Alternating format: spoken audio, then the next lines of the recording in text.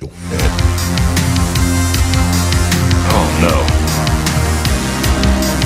Don't do it. I beg you. I beg you. Yeah. Come on, baby.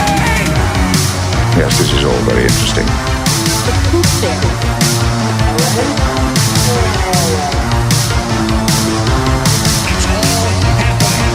Wow, that's big. Chocolate chip. Yamukio, Zacatecas. And then what they got Live from Command Center Alpha 1, it's the Our Big Dumb Mouth podcast. Now, here's your hosts, Midnight Mike, Juicy Joe, a.k.a. Flametown, and Gretchen. Let's do it. What are we waiting for? Let's do it. Hey everyone, welcome back to another fun-filled podcast adventure. Yes, we're back live. I want to make sure Cretchit is up on the big screen. Yeah, he is. He's up there. There he is. Hey. Wow, the audio's all weird now. Yeah. Well, we'll tweak it on the fly. I'll go back on my old computer and set it up and see what I had there. And Well, keep in mind, we did just talk about how Zoom updated itself right before the show, too. yes, it did. Yeah, it did. There's all new options in the Zoom audio panel we can play. I'll just click them randomly throughout the show because I'm sure that won't affect anything. It might have some impact, some minor impact. But So you're saying maybe I shouldn't do that? no, not right now. We'll probably have to play with this stuff at a later date. Thank you, everyone, for showing up to the live show. As you may have noticed, there was no show on Saturday. There's a rebroadcast or a re-download from a show from about 8 years ago. But we're live today and in person. Here we are. Streaming with a new computer, hopefully at 1080p to Twitch as of right now. But mark my words, this is our countdown. We're getting off of Twitch very soon. I don't have an actual date, but we'll be primarily streaming to Rumble. That is going to be our new home for streaming, I guess. And then if Twitch wants to take us away, fine. But we will be moving to Rumble as our primary source of like hosting our shows, our live stuff, and all that kind of goodness. But we'll see what happens. So you guys are the experiment. Let us know if the stream is not as powerful as it should be, or maybe it's too powerful. If there's any hiccups, so let us know what is going on with the new computer and the new sound and the new video. So let us know. Yeah, list all the details of everything you don't like. Oh, boy. Let us... so we don't have Joe today. Did he call in? He did leave a voicemail. He did. He left an incredible voicemail, and I'll share it with everyone here. He was threatening to come on the show. He was in the Discord and the Slack, and he said, "I'm going to be able to come back. I'm going to come back on episode 1111." But he didn't do that. Wrong. Lies. It was nothing but lies from him, and. Here is what he had. He did call in with a voicemail and to kind of explain himself and why he's not here. Here's Joe. Hey, everyone. This is Joe from the Our Big Dumb Mouth podcast. My foot is still broken, so I'm just walking around in circles eating Magdeburger, Schmalzkuchen, and Strudel. I love Strudel. Pfannkuchen! Ich bin der Banane, lebe das Leben wie eine Banane. Ich würde mit der mächtigen Banane in meiner Hand und den Hunden zu meinen Füßen durch die Welt rennen. Excelsior Power! Chicago! Oh, see you, yo-yo. Wow.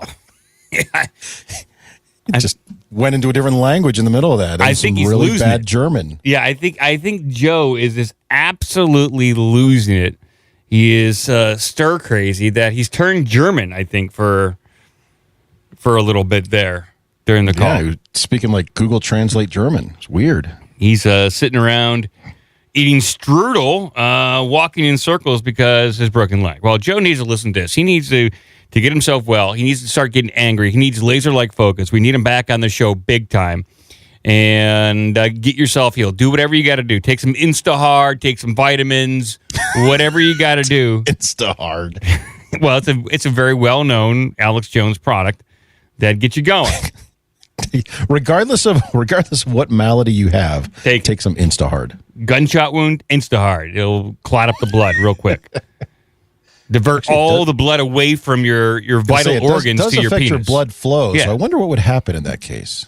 Yeah, I mean, there's a lot of different things that could happen. In fact, I have Alex Jones calling into the show talking about Instahard right here. Here he is. Hey, y'all. This is Alex Jones from InfoWars. I've just been sitting around eating massive amounts of Instahard all day long. I'm ready to pump off. I'm a graduate of Handjob High School. Let's do it. All with word. Just kick you. It's not bad. It's not bad. Good Lord. Yeah. What is it about people calling in to our show that causes them to have some sort of conniption towards the end? I don't know. Joe did call back in apologizing to people. He did. I'm going to try and get through this message without crying. I need to address this and take accountability. To all my pog champs and piss babies, I'm sorry pilled. To all the himbo simps and normie incels, F in the chat. I'm not going to play the entire thing because we've heard that too many times. Didn't Hulk call in with that same Hulk note? did call in with that very same message right here. I'm going to try to get through this video without crying, but I need to address this and take accountability. To all my pog champs and piss babies, I'm sorry pilled. To all the himbo simps and normie incels, F in the chat. What the hell is a himbo? I got to look this up. Look up himbo simp. I'm not sure if these are real things or like HIM. I don't know. Hulk left another message for me, which is absolutely incredible. Hey, brother, this is Hulk Hogan, brother. Oh, no. Joe still has his leg broken. Man, brother. I hope your leg heals up soon, brother. I remember when I broke George the Animal Steel's leg in WrestleMania 2. I love to drink urine, brother. Come on, man. Aqua, the paint, bananas. We, hey, birthday, guitar. He's freaking out over there. I don't know What what's the going hell is going on? on. I don't know. Hulk, he's losing it. So, By the way, a himbo is a man who is generally stupid but tries hard to be respectful, like Fred from Scooby-Doo. wow. Hello! That's crazy. He's a himbo simp. I'm guessing is it a take on bimbo? It's a male bimbo? That's it. That's got to be it. A himbo instead of, himbo, bimbo. It makes sense. Okay. I'm not following this stuff. Well, we hope Joe for a much, I guess, I would say speedy recovery, but there's no way it can be speedy at this point. We just want him to recover and come back to the show. People do miss him. They want to hear his voice. They demand his laser-like focus on cultural issues and politics. And, I'm not good at covering that stuff, and I cover other things. And the sad thing is, since Joe's not been here for a couple of weeks, I've recognized how much actual no-shit news I get only from Joe. I don't know if that's good or bad. Because he covers things that don't even cross my radar. Yes. So he dives in on topics and things that I don't pay any attention to. And so when he goes on a 10 or 15-minute diversionary topic on something and is well-informed and well-spoken about it, it's oftentimes the first time hearing it as I'm basically trying to fact-check him on the fly to find, related news stories and gifs and things. I try to pay attention to everything that I can. Now, Nope. whether or not I want I to deliberately do not pay attention. touch on the subject, like I'm sure Joe would be touching on the Boston Pride Parade, where the crowd was chanting, "We're coming for your children." I'm sure you touch on that. But for me, I don't want to be touching any children around here. What's happening? yeah, for me, it seems like, I don't know. Look at your child. There's a lot of other people out there looking at children. Looking at your child. that kid. And so, I don't know. I think we've covered a lot of that stuff, and I'll let Joe, if he wants to come back and talk about that stuff, that's fine. I have no problem touching it. And I actually have a story that kind of tangentially touches on some of those topics, Child. but not. A lot of child touching going on. I ain't playing clips of Joe Biden. He's tired. Joe Biden's very tired, and when he's tired, he just touches people, and he has a soggy bottom. You know that. Oh God. You know that. I'm not saying anything out of turn there. Everyone knows that Joe Biden has a soggy bottom. It's well known in Washington, D.C. He's known as the soggy bottom boy. Yes, he is. He's got a stodgy bottom. I can imagine the British making fun of Joe Biden like that. Look at his, he's got a stodgy bottom. All right. Well, it's Wednesday. Let's talk about what everyone wants to talk about. Alex Jones clip this week. Nope, wrong clip. There we go. There we go. Okay, people, it's all happening. It really is. And here's a clip, a montage from Thursday to underscore that fact. Here we go. Doctor, I feel like I'm trans-able. I want to be what's called a nugget. That's where you have your arms and legs cut off. It's a homosexual fetish thing. It's a giant homosexual orgy. It's the most GD, faggoty thing you've ever seen. Trump and I got with Roger Stone and planned to attack the Capitol. We kill babies. We kill babies and take their organs.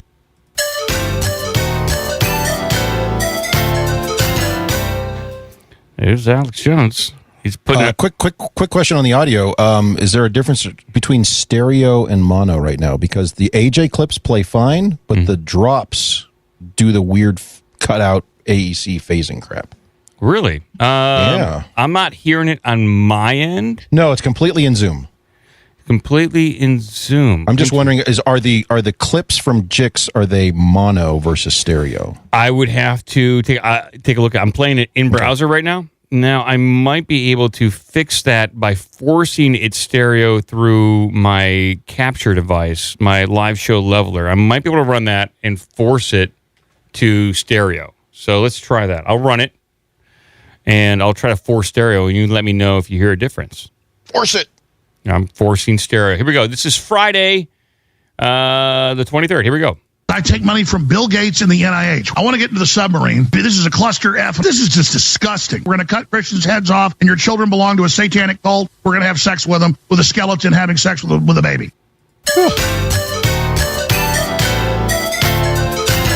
Excuse me.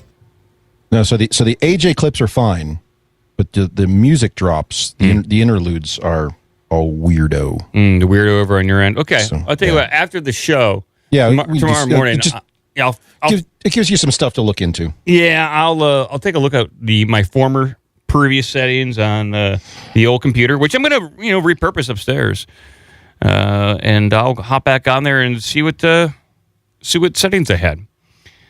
And then we have Tuesday, the 27th. Here we go.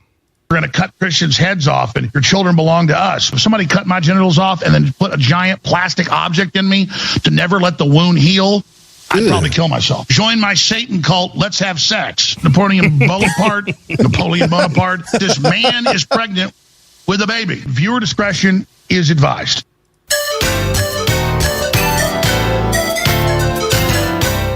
What was that one? Join my satanic cult and let's have sex. That's a hard sell. That's an elevator pitch. It is. You could pull that one off. Yeah, you got 5 seconds to pitch me your charity. What is it? Join my Satan cult. Let's have sex. Satan cult, not a satanic cult, a Satan cult. Just a Satan cult. That's a good bumper sticker. That's a good pickup line, probably. Keep trying it. Yeah. All right, single guys out there. Cult, let's have sex. Cruise the bars and see if it works. If you try that, the first part of that pickup line is going to throw the person so off that they're probably not going to even pay attention to the let's have sex part, and that might allow you an opportunity for a conversation. So you think maybe disarm them, confuse them a little bit, get them off balance with your first comment, and then the second one drives it home. The art of war. Yes. Confuse your enemy. That's right. Confuse your enemy with Alex Jones quotes. Yes. And then we have Wednesday. Here we go. His phone disconnected. I'm not a call screener. We're not doing that. You're on air. No one's censoring you. When I need to move on, I'll say thanks for the call. That to me is a pair of balls. See the first paragraph? See that blue link? That's a link. Click on that. Why are Satanists doing things I don't want to mention here on air, but you know. Sex with children, killing people, eating poop. Zero Hedge is great, but it's a crappy headline. That was just gold from end to end. Yeah. He had a phone call. Did he say balls the same way he does from the drop? He's saying it quicker. So the balls I have here are very deliberate speaking balls. Yeah, but he paused and then said it. He did. Balls. So run his clip and then your drop. I will. I'll download it. I'll get the ISO and see if he is saying it as powerful as my ISO of him saying balls. Let's see here. Here we go. Here it is. Here it is. That to me is a pair of balls. Oh, yeah. Balls. See, it's almost like he ran the drop. He did. Yeah. Why aren't the balls white? They're pretty big balls. Black balls. Balls. Balls. Balls. Balls. Balls. Balls. Yeah. Balls. See, I could do that. I wonder if I can... Got a remix going there. I wonder if I can do those at the same time. Here we go. Balls. Yeah, here's double balls. Balls. Quad balls? Quad balls. Balls. There we go. How many balls can you run at once? White? There we go. All right, people. I shouldn't have to tell everyone the news, but I will. It's all happening, people. It's all happening. Is it? It's all happening. The countdown has begun. The time is now. There is no better time for a podcast like this than right now. If anything in life, I have impeccable timing to have produced a show, really practiced for the past 15 years for what is coming our way. It's all happening. It's all here. I'm the master of timing. You can call me the Clock Master from here on out, okay? Wait, you said you were called Crypto. Now you're Clock Master? In high school, people called me Crypto. Previously, people have called me Patrick London, the Night Ripper, Michael Kick, the Young Jizzer, Little Barf. I am now called the Clock Master because everything that I have been studying for the past 40 years of my existence when it comes to UFOs. And I know a lot of people starting up podcasts and trying to figure out, how do I make it sound good? I want to talk about UFOs. No, this show is built for it. I mean, everything. It's all happening right now. It's all happening. And the Clockmaster is not taking this line down. We're going to cover some UFO news right now. Time's a ticking. Okay? And with that, I will play this. I'll bring this up on screen, please. Here we go.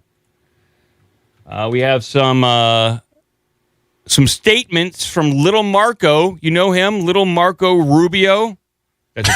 That's what Trump used to call him. Remember that? Little Marco. Trump used to call him Little Marco. Guy's like 4'11". Is he? Nah, he's bigger than that. 4'12". Look up Wikipedia. Can you find out exactly how big Little Marco is? I'd like to know before we start this clip. So we can call him Big Marco? I want to know. Look up, how big is Little Marco? Wikipedia has no idea. Does anybody have a guesstimation out there? Can you ask ChatGPT, if you were Marco Rubio, senator from Florida, how big would you be? He is. I do have an answer. Yeah. But he is 5'9". Wow, that's big. No, it's not, Alex. It's pretty big. It is pretty big. So we have Little Marco talking about UFOs. And this is what the headline says. Top U.S. officials have firsthand knowledge of UFOs. Senator Mark Rubio. And I'll play this audio clip of from this news segment. Here we go. Let's play it. News Nation's Washington correspondent Joe Khalil just wrapped up an interview with Rubio a little while ago. He joins me live now. All right, Joe, this is quite a development. I know you've been trying to track down Rubio for quite some time. I don't think any of us expected him to say something this explosive. Break it down for us. Yeah, it was a big deal, Brian. And so let's start off with the fact that Grush himself self-admittedly, is a second-hand witness bringing these claims forward, right? So he is not in the rooms seeing these alleged aircraft. He's not involved with these alleged programs that exist, but he was talking to people who have seen those things. He was getting information from people who were in those programs. Well, tonight, Senator Rubio said that he, the senator, has heard from those firsthand account witnesses to some of these claims. And I tried to press him and asked him in a number of different ways, okay, the people who are saying that they have seen these things up close and personal, spacecraft and others, you have heard from those people who've made those claims. And here's what the senator told us. I'm going to play a big chunk of our exchange. Play it. Big chunk. We'll say there are people that have come forward to share information with our committee over the last couple of years. I would imagine some of them are potentially some of the same people that perhaps he's referring to. I want to be very protective of these people. A lot of these people came to us even before these protections were in the law for whistleblowers to come forward. Sorry, people who have had firsthand knowledge, who claim to have firsthand knowledge of seeing this type of thing? Or have firsthand knowledge or firsthand claims of certain things. Yeah. Some are public figures, and you've heard from them in the past. Others, have not shared publicly. And so we're trying to gather as much of that information as we can. And the reason why I'm being cautious, I'm not trying to be evasive, but I am trying to be protective of these people. Some of these people still work in the government. And frankly, a lot of them are very fearful of their jobs, fearful of their clearances, fearful of their career. And some, frankly, are fearful of harm coming to them. So that category of people who have firsthand knowledge, who say they have actually seen these kinds of things, do you find many of them credible? Well, I don't find them either not credible or credible because we have no basis. Understand some of these claims are things that are beyond sort of the realm of what any of us has ever dealt with. What I think we owe them is just a mature, understand, listening and trying to put all these pieces together and just sort of intake the information without any prejudgment or jumping to any conclusions in one direction or another. I will say I find most of these people at some point, or maybe even currently, have held very high clearances and high positions within our government. So you do ask yourself, like, what incentive would so many people with that kind of qualification, these are serious people, have to come forward and make something up? Okay, buddy.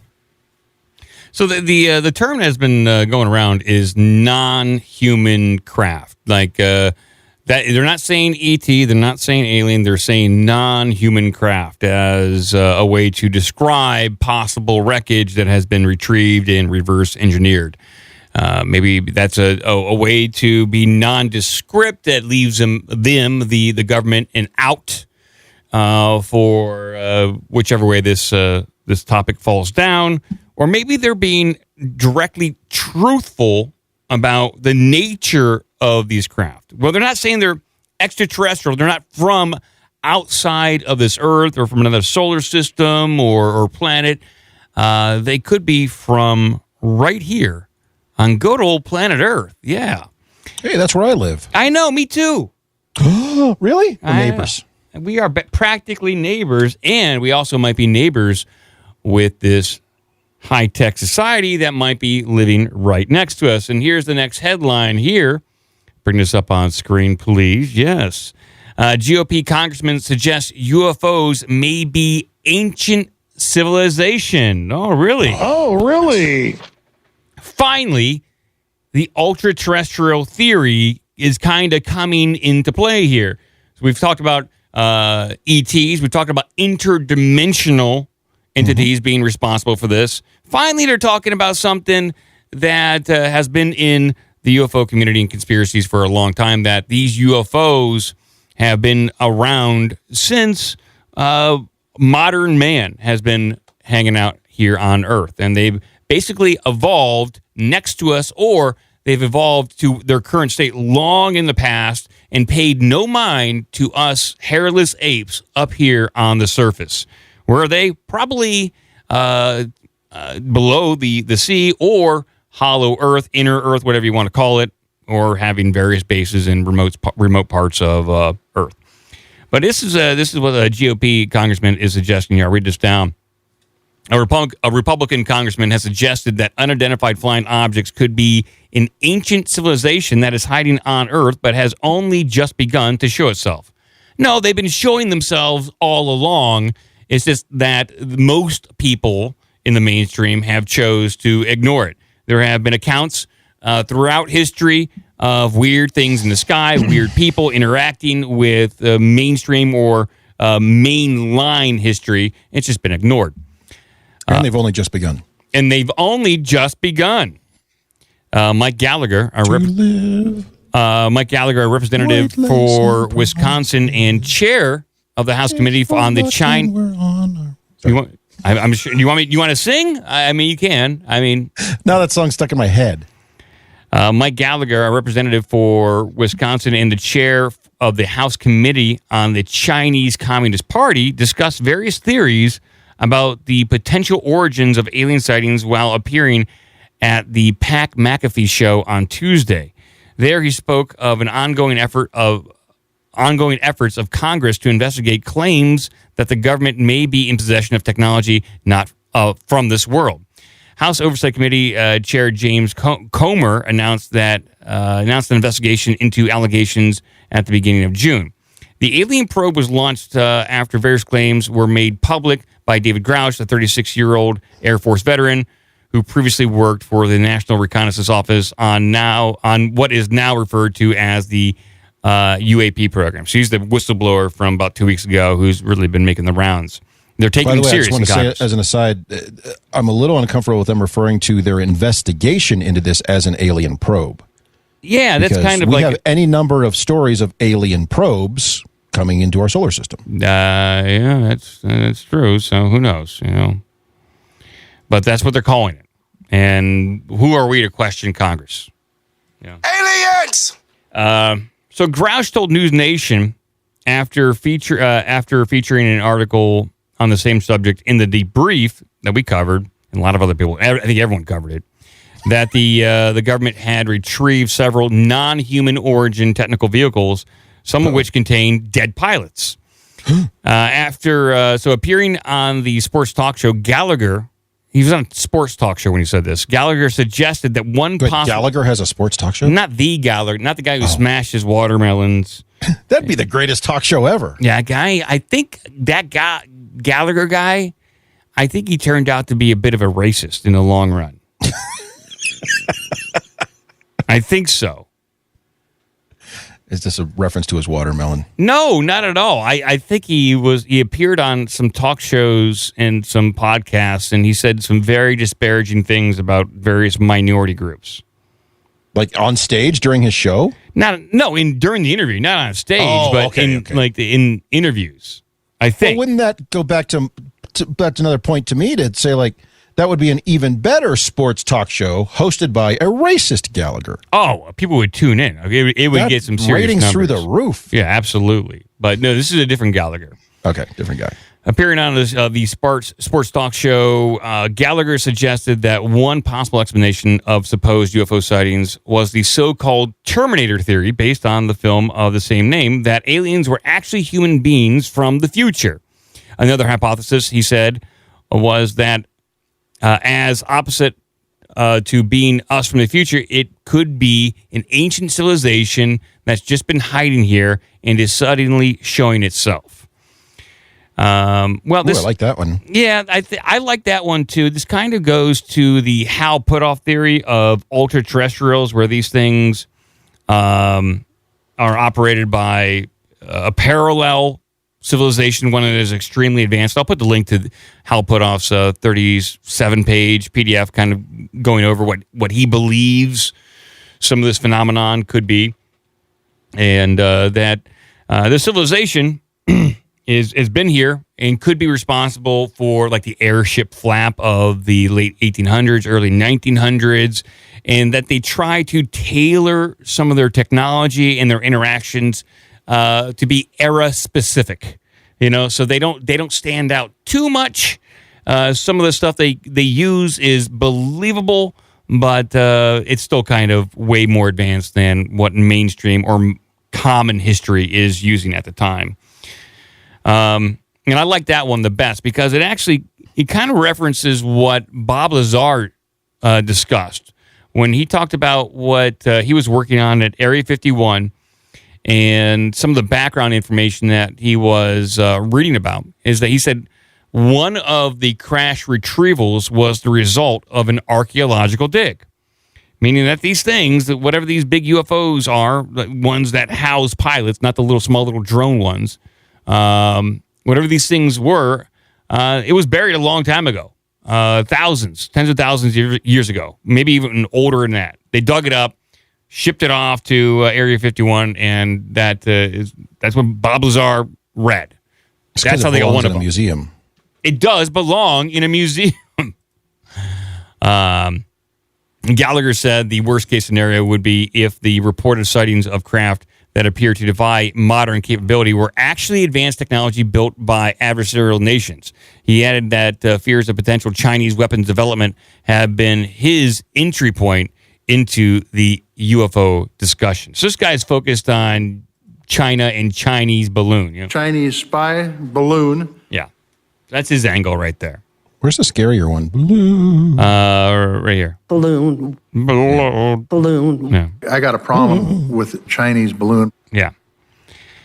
So it's interesting that he's on record and openly talking about this. This is a kind of interview and a talk that people in government would not have had probably even 2 to 3 years ago. Yeah, and to your earlier point, I mean, OBDM has been covering this, and you've been talking about this for 10 to 15 years easy. Yeah, to the detriment of Joe's sanity. But now it's reached the mainstream, and they just talk about this stuff openly on CNN or Fox or whatever, and Congress is talking about ultra-terrestrials. It's getting quite bizarre, and I would say that we are probably at the beginning stage of disclosure of whatever direction this takes. We're at the beginning stage of UFO disclosure. Would you call this slow disclosure?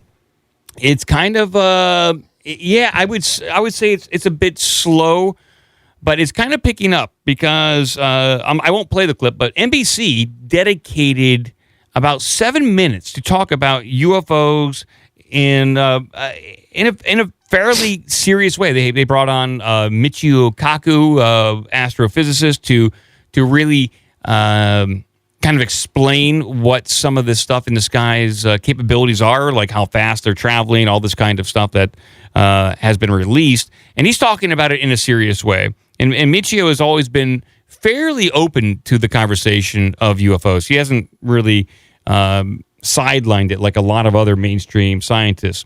And so he's on there talking about UFOs for 7 minutes on NBC.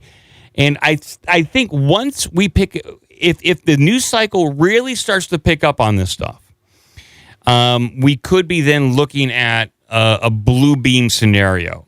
Right now, it's trickling out. There are news stations that cover it, like NBC, Fox. It's maybe once a week at this point. Once we see consecutive days to where this is all they're talking about, I would say that it is a blue beam scenario at that point, where I would suspect that there's an internal battle going on at the Pentagon, DOD, even the defense contractors like Raytheon and Lockheed Martin about what do we really say about this. And someone even tweeted directly to Lockheed Martin about what's going on, and Lockheed Martin pretty much said, go ask the DOD and the AARO, the Anomalous Research Program that is currently going on. Like, don't ask us. We are not going to answer any questions related to down crash vehicles, UAPs, UFOs. You have to direct all your questions to the DOD and the AARO. So they're not even denying it. It's like, we just can't answer your questions. Why didn't they send them to Space Force? That's a good question. Where is Space Force in all of this? In the event of attack, who's going to save us? Space Force. Are they? I think they're all on break. I think Space Force's primary role at this point is propaganda and the cyber arena. I don't even know if they're really space capable at this point. They got two guys on a ladder working on their space program. I think that's any ship that they have to borrow anything that they want, right? Like, they don't have their own vehicles. They have to ask permission to borrow something from the Navy or the Air Force. Like, you got to go down and bum a ride. Hey, I got to run to the store. Can I borrow your ship? Hey, we got to get into space. There's a bunch of aliens up there. Can I borrow that? Yeah. I'll leave the keys on the counter when I'm done. I'll fill it up. Don't worry. Fill it up on the way back. Fill it up on the way back. Don't worry. Maybe that's their problem. Maybe they've not been taking good care of their craft. Oh, probably not. I mean, it's taxpayers paid for it, so yeah. Let's get another one. Yeah, whatever. Crash it. Fuck it. McCain. Well, how many planes did McCain crash? McCain 248. McCain, like, he had no care of taxpayer dollars. McCain was constantly crashing his airplanes into the ocean. He crashed. He would buy planes without wheels. He's like, I don't need landing gear on this one. How many did he crash here? Like, 8,737,540,000. I don't know. That'd be an extreme amount of planes. It says at least 5, it looks like. He crashed 5? Really? Maybe 4? Wow. 5.6, apparently. Okay. He landed half that plane. Give him credit for that one. All right. All right. Well, it is all happening here. And boy, I'll move on here. And by the way, I just want to point out, I want to play this GIF of Michio Kaku. I'm not sure what he was referring to, but the imagery is weird. He's holding his hands up as if he's massaging a couple of testicles. That's what it looks like, doesn't it?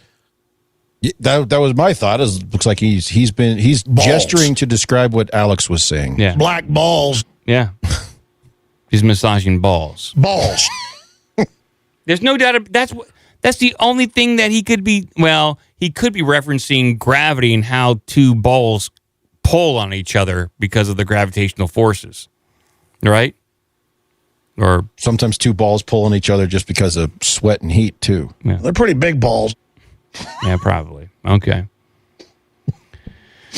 All right. Well, get Michio Kaku off the screen. He's kind of disturbing me with his I'm not sure what's going on. Gyrating hands. He's just constantly gripping and thrusting and fondling. I think this is how I give physicals. Like, I mean, because sometimes when you go to a doctor's kind of office, doctor. You never been to that? He's not that kind of doctor? You can't ask Not that kind of doctor. You have to go to like a medical doctor, like medical Dr. Joe Biden for that. Oh, okay. Yeah, if you go see Michio Kaku and this is what he does in his office with, no, you're in the wrong kind of doctor. Okay. All right, we'll move on here. We'll see what else is going on in this crazy world of ours.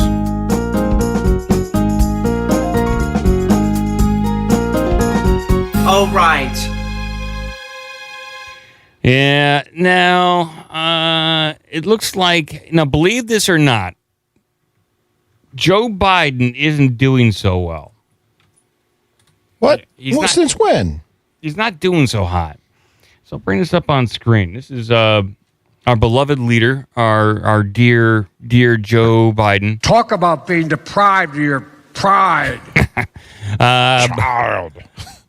Biden has confused Iraq for Ukraine twice in the past 24 hours. We also said, God save the Queen. They're giving him a pass on that one. That's some good news on that front. Just ignore that one. You can kind of explain that away, like he was doing something goofy, he was saying a joke.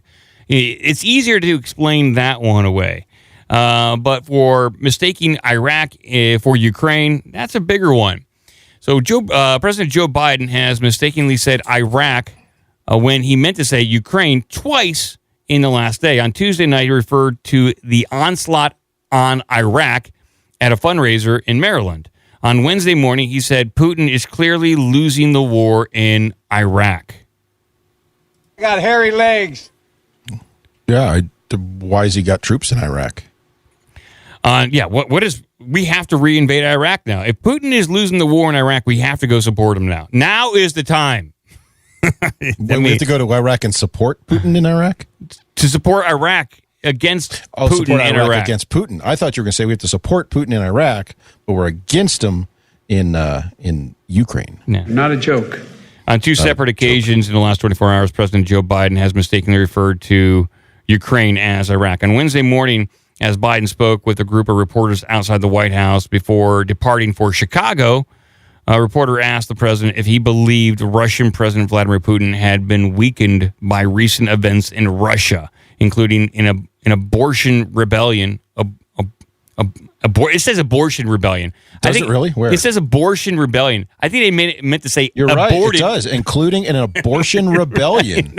Wow. So there was an abortion rebellion in Iraq. Wow. Not a joke. I think they meant to say aborted rebellion. Yeah, somebody got auto-corrected on their freaking phone as they're writing this stuff from their whatever sex dungeon they're in. Included an aborted rebellion by the leader of the Wagner mercenary group. Wagner Group. It's called Wagner Group. That's what Wagner. Steve Wagner. Now, Biden goes on to say, it's hard to tell, Biden replied, but he's clearly losing the war in Iraq. He's losing war at home. He has become a bit of a pariah around the world. Not a joke. Okay. Well, maybe he is losing the war in Iraq. Maybe that's a statement of fact. Like he's not there, so he's losing. You can't win a war, you're not fighting, right? I guess, technically, I mean, maybe. So did they declare war and nobody showed up? Yeah, maybe. Maybe Iraq declared war on Russia, and Russia's like, we got to sit this one out.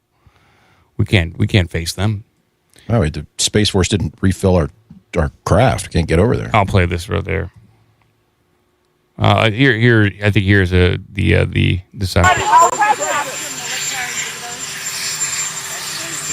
Oh my God, the audio is horrible. Why not engage with Russia in meaningful talks to try to de-escalate the whole situation in Ukraine? You're sending F-16. They don't even have mic. This is the worst audio C-SPAN has ever produced. Is this one of the ones where he's like walking by and they're just yelling at him? Yeah, it's awful. He did say this. Look at your child. He just stopped and yelled at one person. Where's your child? Yeah, Bring me your child. Yeah. So yeah, he's losing his marbles. He's lost his marbles. He's not. I think this is just part of like if Yahoo's reporting on this that he is not having a good time with his memory, and now the media is really coming after him based upon all the business dealings he's had with his son, who he's very proud of, by the way. He's very proud of his son, who's never had any business dealings. What's that? He's never had any business dealings, ever. So, but the media is talking about this stuff. They're asking questions, and so they're really kind of piling on Joe at this point. They've been given the go-ahead to do this. Pile on Joe. They want to check out his soggy bottom and make sure everything's up to snuff there. But, when I was over there in Chicago, not meeting with Joe Biden, by the way, when I was over there in Chicago for my clown baby brother's wedding, that Wagner rebellion started, and it was like we watched it like as it was unfolding in the morning, where the mercenary group like hightailed it, pretty much quote unquote took over a city 500 miles south of Russia, and then within 5 hours the entire thing was over. And I was like, what kind of rebellion is this? It doesn't even seem like a rebellion. It sounds like they were redeploying troops. Or this guy was like it was made up of some sort. It was made up, or like they were angling for just a little bit more money, or something like that. It didn't seem like a rebellion. It didn't. The way it was positioned was so awkward, and didn't really speak to like what was going on. And for a coup to be over within 5 hours, not impossible, but it just didn't seem like that was what was really going on. If you remember, do you remember that coup back in, I want to say 2014, 2015 in Turkey? It was 2016 in Turkey, yeah. Where it lasted literally, I think 6 to 12 hours. Yeah, it was a couple hours. Where I believe the current dictator of Turkey, was it Erdogan? Recep Tayyip Erdogan. Erdogan. I think he provoked the coup in order to smoke him out, to push it down, and something like that could have happened here in Russia, where Putin was like, "Hey, you fake something, do something that creates some commotion. We'll settle it. We'll redeploy the mercenaries. We'll get you guys a little bit more money, and we'll give you a little bit more autonomy, and that's it. They'll call it a rebellion, but it's kind of like a pump fake, and that's what it seemed like to me. Well, the one in Turkey though the military was running around. They had a couple of thousand troops. Oh, they definitely killed some motherfuckers there. Yeah. But I mean, what I mean is, it was like they had more than just like this, Captain Hot Dog and his Paw Patrol group showing up. So there was more involved. They were took over the whatever they call their freaking Capitol building, the Parliament building. So there was a lot of. It looked more like an actual coup, and you may be right, where the idea was like, okay, these guys are making moves against me. Let's provoke them into acting, and then we can stamp it out. The one in Russia, in fact, somebody got arrested today related to it. So it's almost like there were some inner circle people, but they didn't have it stood up right. And I almost wonder if, like, did Wagner roll in there expecting a bunch of support from the Russian military, and it just never materialized or something. So it did seem very strange. And I'm just glad to know that check from the CIA cleared. Well, I think they were demanding different vehicles to roll into Ukraine with. Yeah, the super duper weenie wagon. They wanted the super duper weenie wagon on the front lines. Weenie wagons to roll into the front lines of Ukraine. Can you imagine all those Russian mercenaries being piled into like Oscar Mayer Wienermobiles rolling into Ukraine? You're talking about just dozens and dozens of those just rolling up the road. Super duper weenie.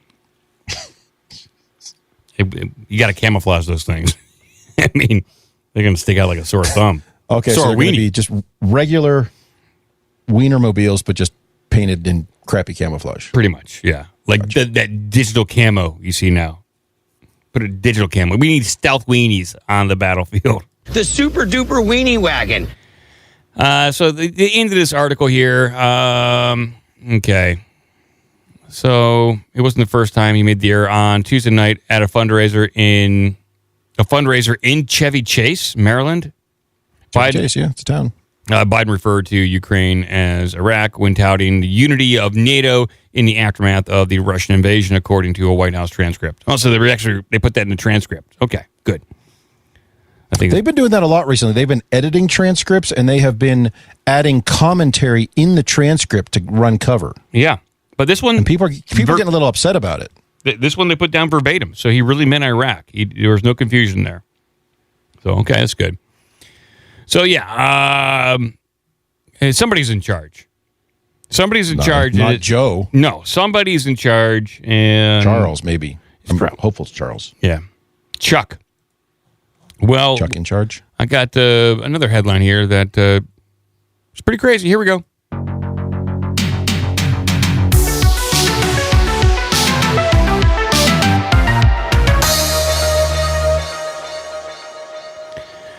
I follow a lot of cybersecurity stuff, a lot of all that computer stuff. It's part of my job. I like it. I'm a computer guy, I'm like Alex Jones is a wordsmith guy.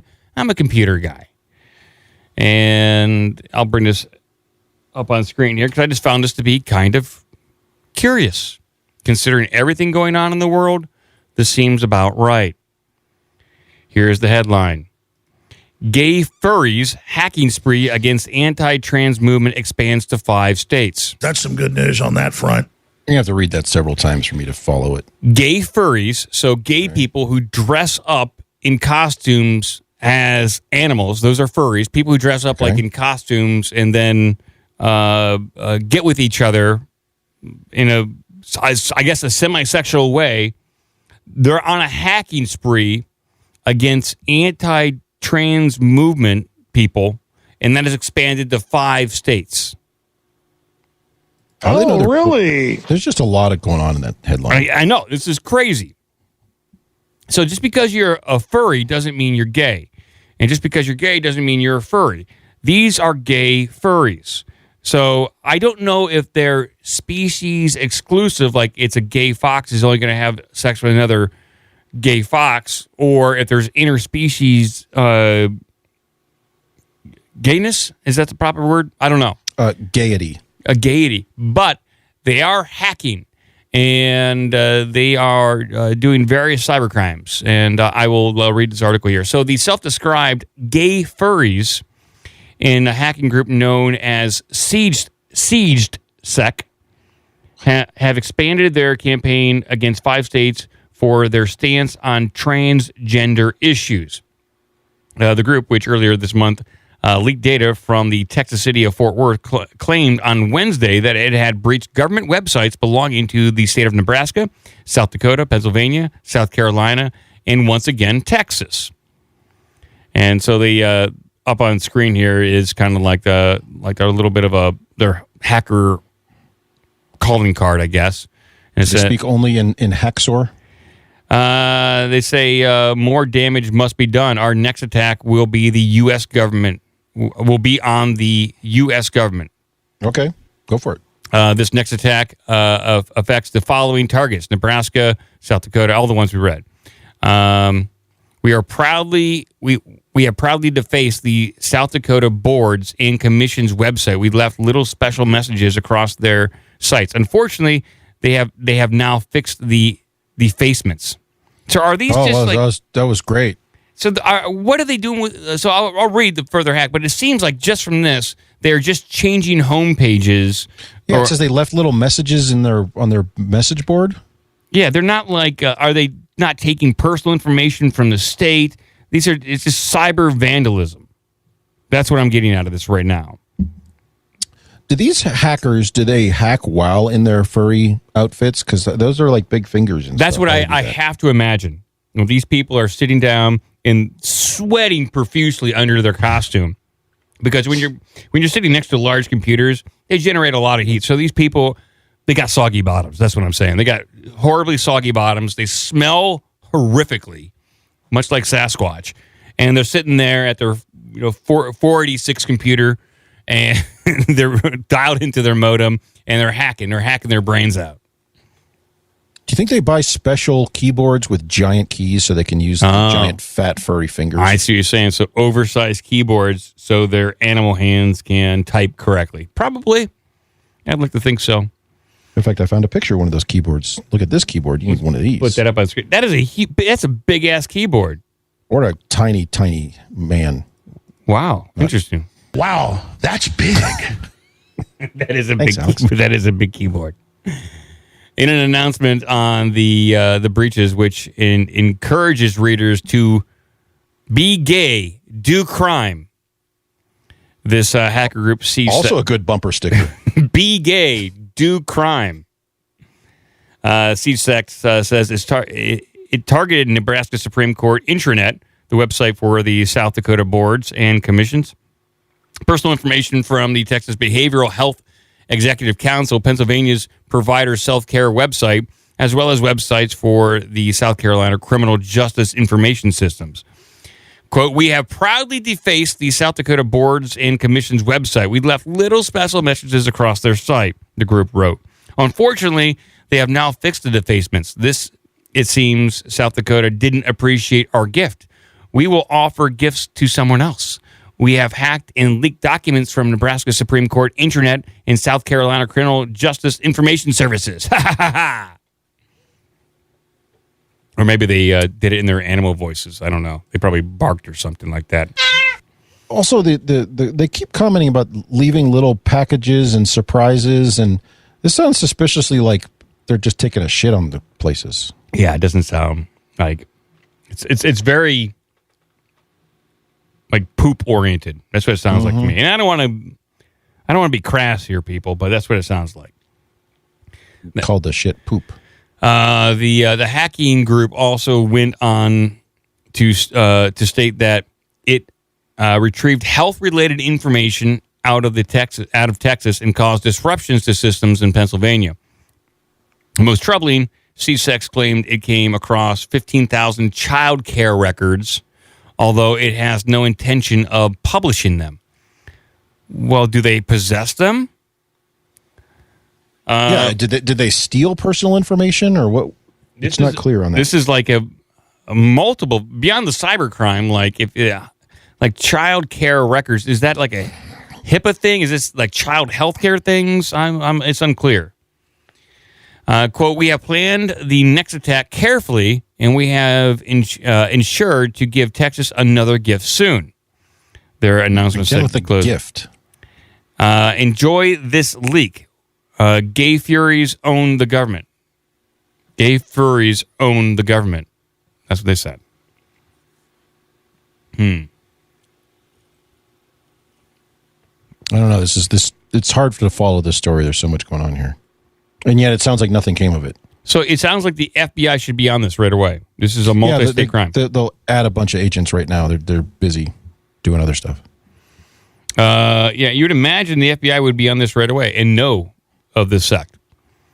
While much of the information itself might not be considered sensitive, the hackers' campaign has certainly drawn attention. Attackers appear to be a continuation of the group's campaign against states it sees as opposing gender-affirming care for transgender youth. However, Brett Callow, threat analysis with the cybersecurity firm Anysoft, cautioned skepticism towards the hacking group. It shouldn't be assumed that CSEC's motivation is as straightforward as they say. Hacking photos of potholes and other fairly non-sensitive data seems like a very odd way of protesting the state's policies. Wait, potholes? What? I guess they are downloading anything they can. So in like state government, they take a crew, like a road crew, takes pictures of damaged roads. Like they take pictures of them. It's like, hey, we'll take care of these potholes later. Once Rod Stewart gets around to it. And they're just forwarding them to Rod Stewart and Arnold Schwarzenegger. They categorize all this stuff, they upload them, and then this hacking group, I guess, got access to it. Aha, they got it. Sensitive data. We got the potholes. Why would we assume that these people really are on the side of the transgender movement? They could just say that as a disguise and use it as to gain public support for whatever they're doing. It could be Chinese. Could be most likely if it is a state actor, it probably is China. Russia likes to do ransomware kind of stuff. They're pretty good. Wait, do you think the Chinese are Chinese dressing furries up as furries and being gay and doing crime? Well, I don't know if they're dressing up as furries. They could to get into the character of it, but they could just be claiming that they're doing this. But that's it. That is the culture war is really kicking off. When you have gay furry hackers doing this kind of stuff, and there's in this article there's no response, no comment from the FBI cybercrime division at all. What are they doing? Why, Mom?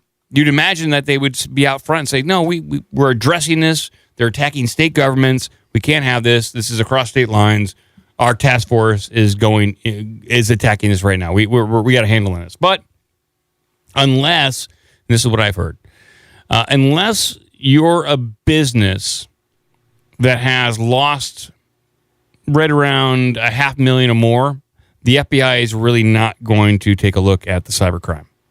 They're really, I think, more concerned at that than this kind of defacement, this digital graffiti.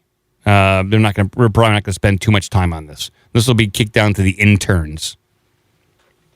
I don't even think even then, depending on what's going on, it's almost like unless it has a advantage politically, they're not going to spend much time on it. No, they're not. So that's we'll move on here. Enough with the gay furry hacking. It's just too much. It really is. So I got anything else here? Oh, I'll bring up one more.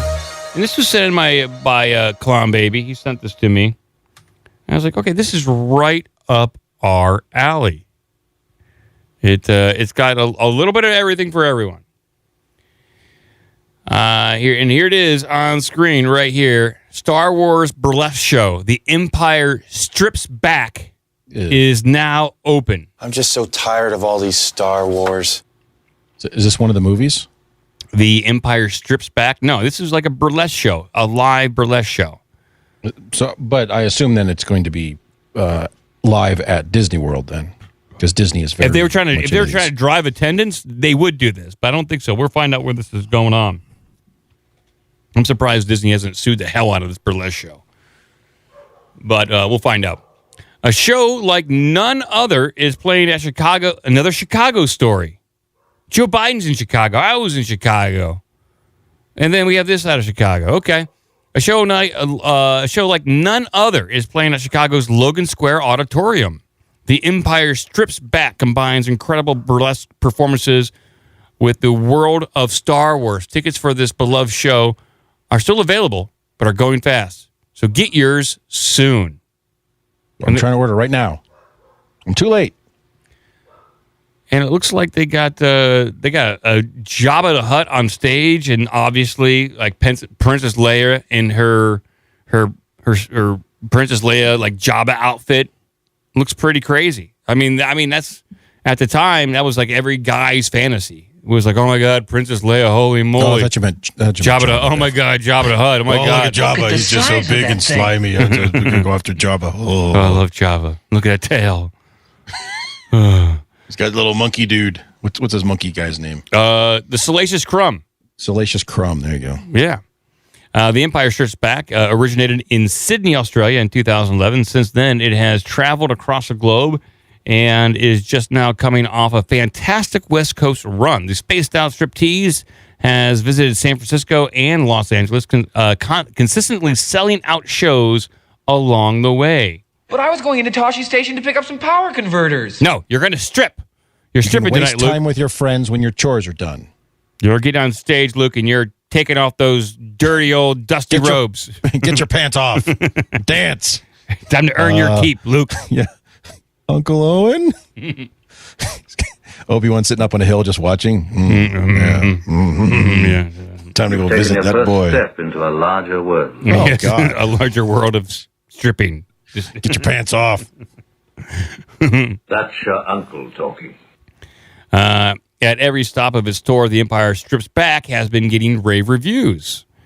Broadway World praised the show for skillfully melding elements of traditional striptease with the knowledge and deep affection of the Star Wars franchise. I bet they would do a better job than the new Star Wars movies. So I wondered, is this just one of the movies now? Well, I'm seeing Darth Vader like in his like onesie, and it's kind of like if Darth Vader's body really looked like that under that, I mean, hello. Wow. What? That's crazy. I bet Darth Vader's got a great ass underneath that suit. He's got to walk around with all that shit on. Yeah, exactly. Wait, does Darth Vader have any ass left? What did Alex Jones call him? He's a nugget?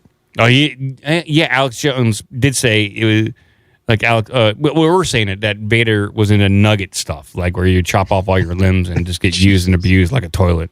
Ugh, golly. That's what Vader was into. That's why he turned to the dark side. All that crazy that stuff. made him dark. Yeah. I want to know what happened to the plans they sent you. Okay.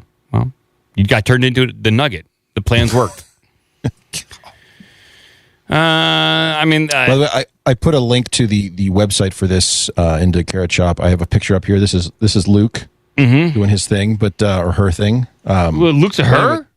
I don't know what's going on here, but anyway, on the website I put in there for Empire Strips Back, there's lots more imagery and stuff going on, including a puppet Yoda singing songs or something. I would go see this. There's a puppet Yoda, and everything in this is sexy. Everything is hot, and everything is crazy. And Luke is quite cute. It's kind of like this crazy thing going on here. There's just too much going on here. I may have gone too far in a few places. Yeah, George. What the hell?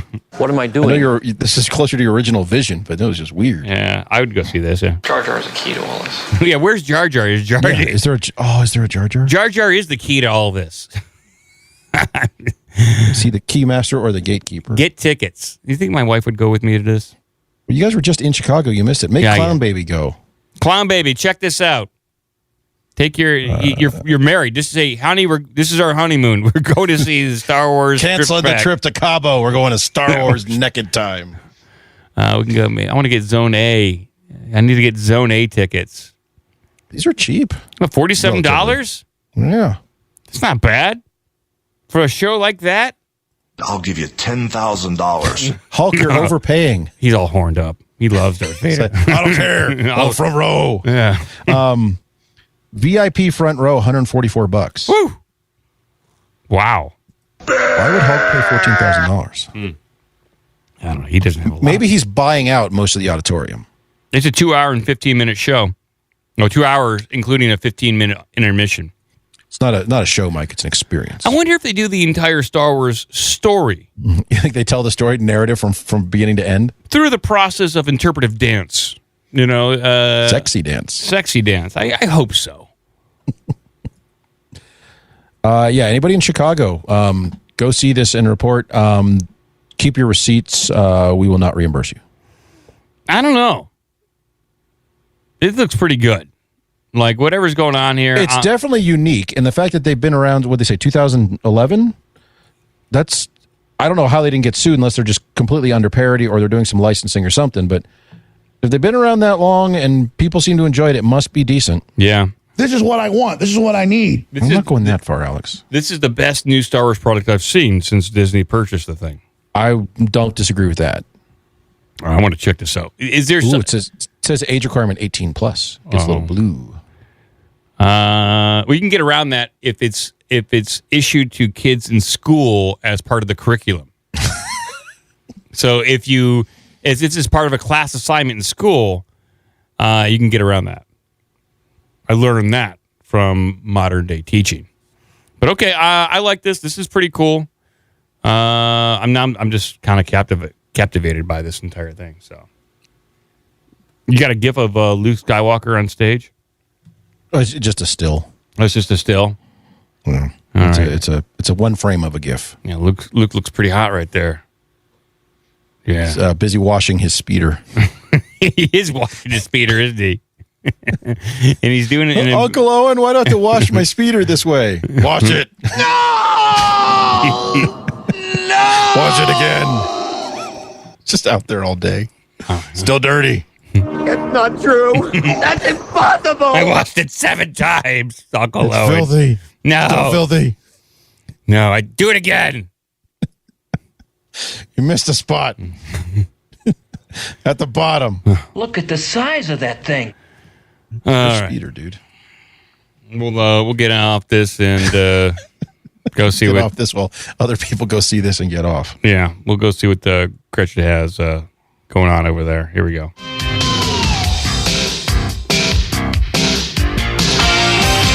Excuse me. Let's see. I'm going to start with this one just because we brought it up, and I had never seen this before. It's several years old. It's a quick video. Just dug this up while we were doing the show. So Oscar Mayer has a wiener fleet, not just a wiener mobile. Yay! So it's this short video, 2 minutes, of just them showing off the different types of options they have for wiener-themed vehicles. If you would like to roll into Russia under circumstances that yet to be determined. I would. That's the only way I want to travel is in these things. But I'll play this right now. Here we go. This summer, only Oscar Mayer is making every one of their hot dogs better. And now, they're expanding their fleet to get them to you.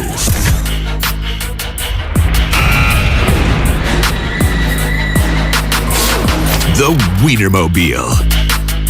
The Super Duper Weenie Wagon. The original Wiener on wheels. Look at that guy. The Wiener Mini. Wow. Who are you calling Mini? Wow, that's big. Oh. Suck my titties. Had no place here. Nice thing. The Wiener Rover. So what is the purpose of this? Is this all? What is the purpose of these Wienermobiles? I mean, they're just wiener themed. So we're looking at big wiener cars, small wiener cars. Now this looks like an RC wiener, and this is all produced and funded by our Oscar Mayer Research and Development for some reason. I guess so. They had a big budget that year. They got a huge. We've covered a ton of Oscar Mayer wiener news in the past, I would say 8 months. I mean, they're really pouring it on here, and I think this is the right direction for them to go. But you didn't get to the good ones at the end. I'll keep playing. Yeah, let it go. Here we go. Maximum attitude on 4 wheels.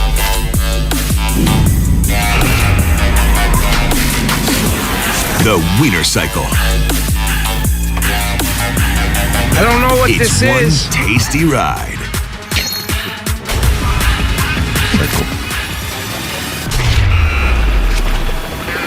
Last one's And finally, the Wiener Drone. Oh man, look at this fucking thing. Oh man.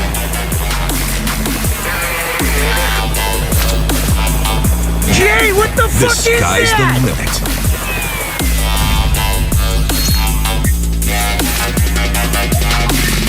Going where other hot dogs can't to get a better hot dog to you.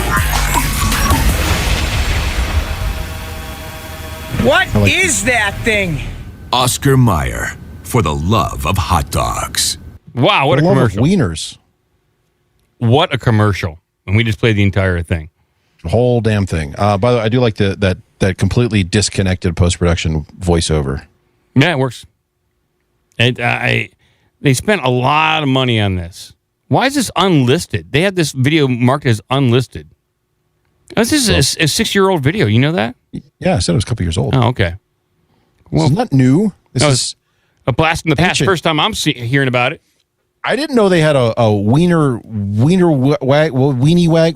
rover, wiener whatever. This is old tech. I mean, this is all surplus stuff, and this should have been sent over to Ukraine to use in the war. Maybe they did. Yeah, this is all old stuff. This is all surplus. Because as we know, Lockheed Martin bought General Dynamics, which owns Oscar Mayer. So, they do. I don't know, but it sounds about right. Yeah. So when they said I need $3.6 billion here for like what? For wieners? We need up armored wiener wagons. we need wiener MRAPs and wiener tanks. Do it. It would take the Russian army so off guard. If you see that rolling down the street and they're up armored and there's like guns sticking out of them, it would scare the bejesus out of the Russian forces. No doubt about that. Well, they wanted Bradley fighting vehicles and APC. So when we sent those, what if we sent exclusively wiener themed ones? I'd like that. They asked for an M1 Abrams. We give them a weenie wagon. We'll compromise. When they complain, say no. That's what it is. This is the latest and greatest tech that we got in the U.S. It throws them all off. The super duper weenie wagon. That's what it's called. Mm-hmm. All right. What else you got, Gretchen, over there? Someone's got to have a wiener themed tank. And I'm looking around for a wiener themed tank. All right. Hold on. Get angry! Get angry. All right, let's see here. Yeah, I can't hear the drops. Okay. Yeah. By the way, we've talked about this in the past, and this is kind of becoming. I think if we're predicting the future, this is going to be the transportation and delivery method of the future, and it's already happening right now over in the UK. Okay. Let's take a look. Let us take a look. Here we go. All right. And here it is up on the screen. Wild pizza delivery man spotted flying over Glastonbury wearing jetpack. Holy That's some good news on that front. So a pizza delivery man wearing a jetpack. That's crazy. He's delivering pizza to Glastonbury. Glastonbury is it's a massive music festival and arts festival and all sorts of random shit of just drunken debauchery and I think in Wales. I don't know. Okay. The futuristic moment described as wild by one visitor en route to the festival was part of a test run by Domino's to try out a new method for delivering its food. It certainly has raised some eyebrows. In an incredible video, delivery drivers can be seen picking up boxes at one of the chain stores before taking off outside. The custom-made suits have been kitted out with special tech to ensure that the food remains fresh and hot in the box. I think he's got some competition over there or something like that. So I fly a jetpack spraying human feces on people. Oh, well, okay. Pizza, Alex. You pizza. know, one guy's delivering pizza and Alex is flying over shooting He's crap like, down. You want jetpack? Here you go. I fly a jetpack spraying human feces on people. How much does this cost? Seeing the jet suit thing fly over Gasto was wild, said Natalie Dixon, a party goer. I've never seen a jet suit, let alone one delivering pizza. That's exactly what they sound like in England. Yeah. I can't wait to see one land on my doorstep in the future because I'm from England. Someone else said. Sounds like it. Someone else said, what the F is going on at Domino's Glassberry then? After spotting one of the delivery drivers in the air. According to Domino's, the unusual delivery idea was inspired by the upcoming Glassberry Festival with the Rocket Man himself, Elton John, headlining the Pyramid Stage this Sunday. Is he going to wear a jetpack suit? He's going to do his entire set entirely from within the jetpack, and he's just going to fly around the entire time. He's got to do Rocket Man, right? He's going to be closing with Rocket Man. He's going to do every song but Rocket Man. Oh, wow. Okay. People are going to think he's holding that for the encore. He's not going to do it. Okay. Every year we see huge numbers of random requests from festival goers trying to sneak pizza into the party. So this year we want to take a giant step towards a trial and trial our very own Rocket Man service to help hungry campers get a slice out of sky high satisfaction in the future. Okay. And here it is. Like, we got this guy up on the screen. He's wearing one of those typical jetpacks where your feet are dangling. There's like total 4 jets, 2 on each arm to kind of steer yourself. And he's got like this giant box on the back. I'm assuming that's filled with pizza. Or possibly Elton John sunglasses. Possibly. And there he is taking off from Domino's. I mean, how much do you tip a jetpack guy? That's my question. What do you tip? $2. Really? Yeah, you wouldn't go more than that? He's a jetpack guy. You better be there quick. Maybe 4? All right, $4. $4. That's all you're getting. Domino says we have to tip 5.6. Does Domino still have that promise where we'll get the pizza to you in 30 minutes or less, or it's free? Or they stopped doing that a while ago, didn't they, because of accidents? I think they stopped doing that because too many drivers got in accidents. That's what I heard. I got a pizza connection. That's what they told me. I know a pizza guy. The futuristic moment described as wild. We already read this. I wonder, as he lands, that he lands down in the middle of the party and those jets are running so hot, he just annihilates and burns everyone's faces off trying to deliver pizza because he's not really skilled at flying this thing.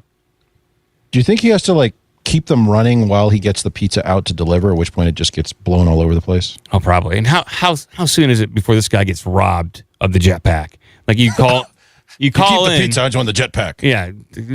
I don't care about the pizza. Give me your jetpack that's worth, I don't know, $100,000. How much does that jetpack go for? I don't know. If Domino's has them, that means we're not that far away from having one, right? OBDM jetpack? Yeah. Why not? I'll deliver podcasts to people individually. Here you go. Right by flash drive. Here you go. Here's your flash drive. Here's today's episode. I bet it's $50,000. You raise a good point. What's to stop somebody from spending functionally, $8 or $10 to order pizza and then rob this guy when he gets there and just take his jetpack? Yeah. It's going to happen, especially at a festival like that. And then you're going to have people like at the festival using the jetpack to harass Elton John on stage. On stage. You're not the Rocket Man. I'm the Rocket Man. Look, I got the jetpack. Yeah, it's going to happen. If it's not happening, then we're lost. There goes the Rocket Man right there. All right. Well, interesting story. Yeah, it's a weird one. It is a very weird one. We'll move on.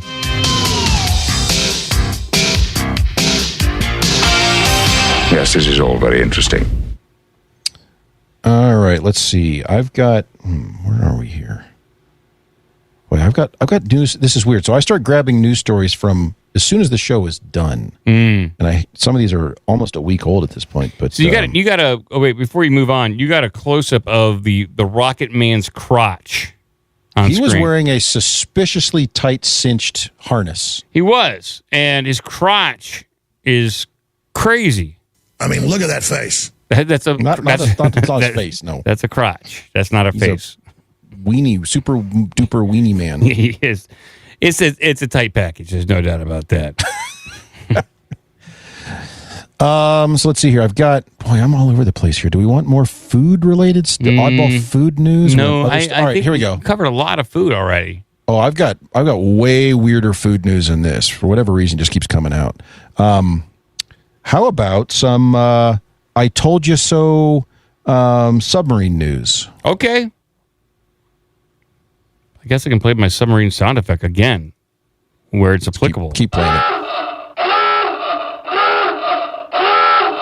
There we go. Here we go. Up on screen here, Titanic director James Cameron says he predicted outcome of Titan submersible. That's some good news on that front. So James Cameron is saying, "I told you so." He's like taking this as a win. Keep in mind, this is from last Friday when I pulled this story. So, well, yeah, we covered the story, and right away, it looks like that the Navy detected the sub imploding, and they just didn't. They said they told the Coast Guard, but the Coast Guard told no one, or the Navy told no one, so they proceeded to allow the search to continue for almost a week. That's really weird because the sheer cost of all these different agencies and countries and private industry involved in this is like, at a certain point, it's like, do we just turn around and just start suing people? It's not like you had people out with like dogs in the woods, which doesn't really cost much, but they were flying planes around out there. They were dropping sonobuoys. It was all sorts of the money being spent. The conspiracy behind that is that the Biden administration purposely withheld that information in order to release it on a day to where there is more scandalous news coming out about his son. And so I don't know. It's maybe government incompetence. We talked for years that the Navy has been its leadership has really degraded over time. So it doesn't surprise me that it's just pure incompetence. But I don't know. It could be, but I mean, I don't disagree with the let's just keep this story going so people are paying attention to that. Just like the damn balloon, when we find out that first one that was the mysterious balloon that they had apparently been tracking all the way down from Alaska, and the only reason they started talking about it officially was because people in Montana were able to just spot it with the naked eye. Yeah. So, and then they let it go all the way out to south. They're like, well, we don't know what to do. It could kill us all. And then it turns out they had U-2s following it the whole way down. You're right. It wasn't a mistake. It was done. It was withheld on purpose. Oh yeah, absolutely. Yeah. You're right. I was giving them too much credit. What am I thinking? No, they withheld that information on purpose to allow the families and the people to give them hope, only for it to be crushed. No pun intended. Like 5 people in a tin can. Yeah, no pun intended there. But Titanic director James Cameron says he predicted outcome of Titan submersible. I knew the sub was sitting exactly underneath its last known depth and position. That's exactly where they found it. Yeah, James Cameron, he knows all this stuff. He knows movies. He knows water. This guy knows everything. Well, he's one of those guys that he strikes me as, he's got, what do they call it? He's got fuck you money. He can do whatever the hell he wants. But he's also one of those people who, like, clearly, when he gets interested in something, he goes into it like he's all in. Yeah, he goes. So he is. Yeah, he doesn't care. He spent like a type A personality. Right. He's in millions of dollars of his own money, years in research for this stuff, and it's just like, okay, then if he's going to say something, I'm willing to take him at face value. Titanic director James Cameron said he predicted the Titan's fate. All 5 people on board the submersible died in the vessel's catastrophic implosion. Cameron told the BBC News he predicted the outcome of the ill-fated submersible days before the news was confirmed. I felt in my bones what had happened, Cameron said. For the sub's electronics to fail and his communication system to fail and his tracking transponder to fail simultaneously, sub's gone. I knew the sub was sitting exactly underneath its last known depth and position. That's exactly where they found it. Yeah. Okay, yeah, I mean, makes sense. It's only common sense the way he says it like that.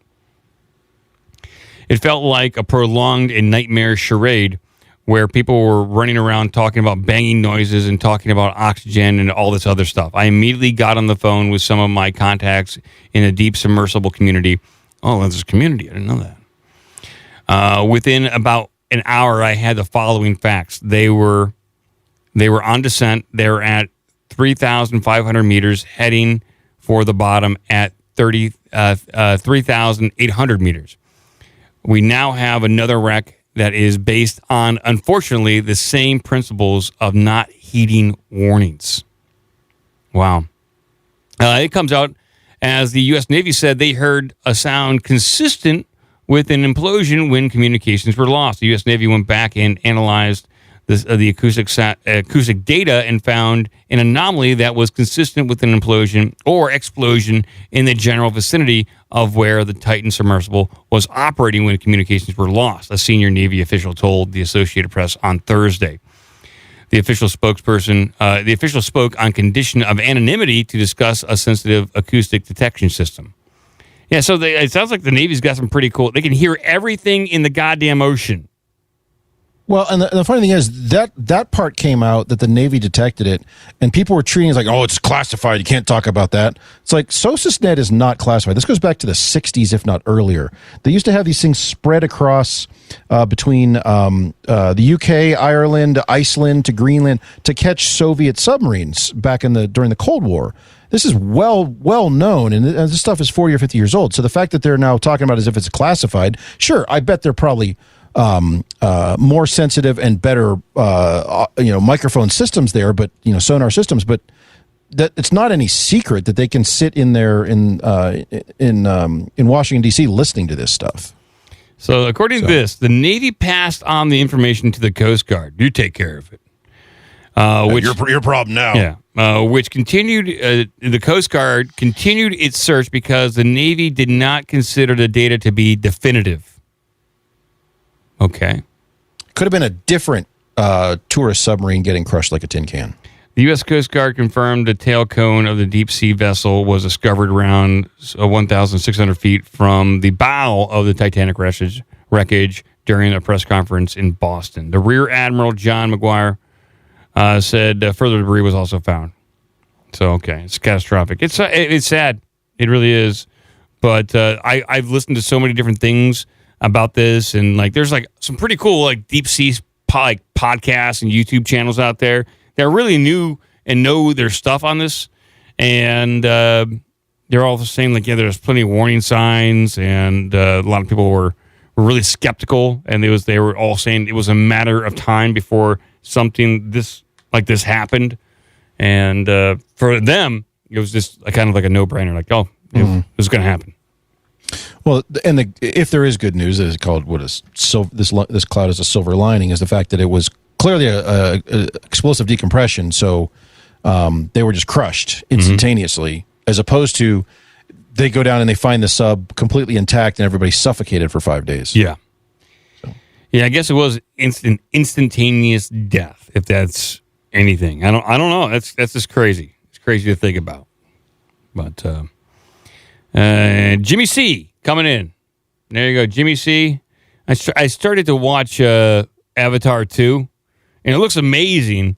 Wait, there's an Avatar 2? Avatar 2. You can watch it, I believe, on HBO, if you have that. And it's Avatar 3 hours long. I think I might watch a little bit more tonight. Way of Water. Oh, did they go looking for a missing submarine in this? No, they don't look. Well, I don't know. I'm only about 15 minutes in. Spoiler, man. There's a submarine. So maybe there's I had no idea they had another Avatar movie. Yeah. Jimmy C's back in a big way. I think he's planned a total of 5 of these movies. Oh, God. Well, he does what? One every 15 years, so. Yeah. Wow. I'll watch them. What else am I going to do? Watch something else. Read a book. Oh, yeah. I could do that. Throw rocks at cars. F you. F your family. That, too. You could do that, too. Do that while you're watching. Excuse me. It's a family show. I'm serious, though.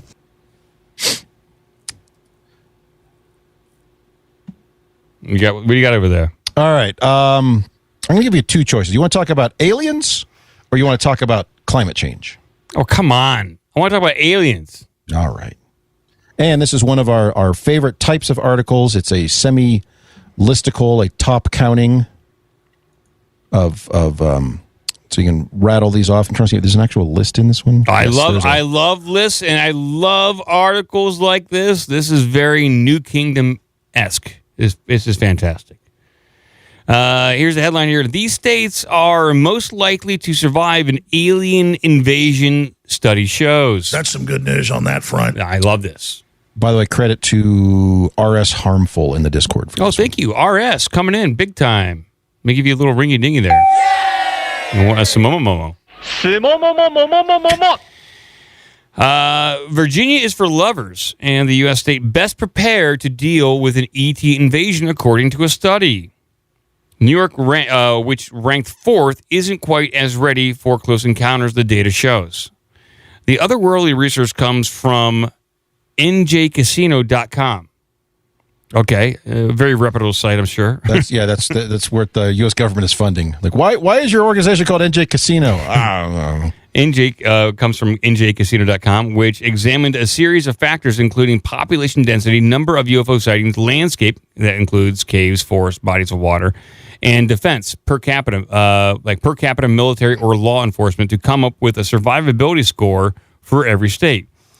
New York will be able to vanquish the space invaders because of its high number of cops per capita. I don't know if I buy that, though. Here's the thing. If there's a true alien invasion, and I think a lot of people are just going to turn tail and try to head home to protect their own families. I'm not sure if there's going to be a unified front of armed officers. Maybe military there will be. I don't even think that. But if there was a true invasion, we're talking about Independence Day kind of stuff. Mm-hmm. I think everyone is going to go off and do their own thing. Here's what I'm going to do. First thing, one of those giant city-sized ships shows up above, like, New York. I'm calling Domino's. I want that jetpack delivery. I'm robbing that guy, taking his jetpack. I'm hightailing it out. Here's what I'm going to do. I'm going to go out and buy a house. I'm going to get you an engagement ring. Hulk, this isn't helpful. Think about moving to Minnesota. I don't know. That is helpful. Maybe Minnesota's on the survivability scale for an alien invasion. Maybe he's got the right idea. I don't know. The Empire State has 2,600 food and beverage manufacturers, which will help keep New Yorkers alive as they hunker down any extended siege by little green men. I don't know. They're assuming people are now going to work on somebody else's behalf to make ho-hos and ding-dongs. You're gonna have warlords of the Hostess factories. Hostess warlord. Yeah, like Lord Humongous will be ruling over the Hostess factory, and then I'm Lord Honeybun. And then you're gonna have like a bunch of like hacking furries ruling over the Bud Light facilities. You know, like, oh my God, a bunch of guys in like dog costumes, they control the Bud Light facilities. But Lord Humongous, he's our Hostess guy. He owns the Twinkies. And his deputy captain Twinkie. New Yorkers didn't flinch at the prospect of spacemen who didn't come in peace. Quote, "I'm ready. Bring them on," said body armor dealer Brad Peddle, who runs 21B Tactical in Midtown. "I have my helmet, shields, vest. I'm protected as I can be." He doesn't have any any guns, do you? In New York, you wouldn't want to advertise that. It goes on to say, if you want to gamble with your life during a UFO attack, move to Nevada, which has the lowest survivability score of 4.5 out of 10. The state is plagued with a high volume of UFO sightings, lack of caves and forests to hide in, and low number of food and beverage manufacturer companies, the study found. God, they're really in on this food and beverage manufacturers thing. How am I going to survive? I don't have any beverages. So you're telling me because there's no Pepsi distributorship near me, I'm going to die? Yeah. You got Lord Humongous walking around with buckets full of Pepsi. Just buy the 55-gallon drums full of Pepsi, just puts a straw in it. It's mine. I'm surviving today. 55 gallons of Dr. Pepper's going to keep me. Oh, Jesus. I'm just carrying around giant Dr. Pepper themed 55-gallon drums. doesn't break eye contact with you as he tries to like stare you down to intimidate you. Let's see. Ohio, the state I'm in, ranks 25th. I would imagine we'd be a little higher. A lot of forest, a lot of natural, like fresh water, but maybe they don't consider fresh water to be a beverage. No, only flavored beverages. But we do have some beverage facilities here. We do have a strong cave system here, and I don't know. It seems like a pretty good place to kind of hole up. If you gotta do it somewhere, do it here. Let's see. Number one, they consider Virginia to be number one. Georgia, number two. Massachusetts, number three. New York, number four, which I totally agree. I disagree with like New York as being number four. Not unless you go to upstate New York, like upstate. I wouldn't want to be anywhere near the general tri-state area. Then they got Louisiana, number five. They got Illinois, number six. Maryland, number seven. Missouri, number eight. Alabama, number 9. 10, Wisconsin. Where's Minnesota? Did Hulk move to the wrong place? He's in the wrong spot. He should have been in Wisconsin. Yeah, Minnesota's number 28. Oh my God. Okay. Hulk, you screwed up. I'm not moving to that house with you in Minnesota. No, it's too far away. It's not ranked high enough. Prominent Harvard physicist Avi Loeb, who's this summer plans to embark on an ambitious expedition to Papua New Guinea to search for remnants of meteorite he thinks could be an alien probe, said Americans need Martian mellow out. They need us much more than they need much more advanced. They are much more advanced than us. Avi Loeb claims to have recovered materials from the bottom of the ocean that are of extraterrestrial origin. And that's what he claims on this expedition. I haven't gone into that story. Maybe I will next podcast. Yeah, be good one. He's been making news recently on this stuff. Yeah, he's saying he found stuff down there. So, all right. Well, I guess I don't agree with NJ's Casino's assessment of this. I would also like to take into account where the deep underground military bases are. Which state has the most of those, and which are somewhat accessible to the public? Because I know Ohio has quite a few. I thought it was Western states. It was Nevada and Utah and that sort of thing. No, they got them. They got them in every state. I put out a list on Patreon of all the like the primary, the big boys. Like DC has quite a few. Like in and around Virginia has quite a few. Let's see if I can find like just a brief list here. I created a list, and bring up a map of them. Let's see here. Underground military is dumb. So Maryland has Camp David, Fort Meade, FEMA. They have Site R as well. Virginia has Mount Weather, the Pentagon, the Warrenton Training Station. DC has a ton. Texas has Medina Annex. They got Campolis, Fort Hood. Let's see here. Colorado has where Colorado's ranked only like 21 on here. You'd figure that would be pretty big. Like they would be ranked higher in this list because of all the mountainous underground facilities that it has and bases.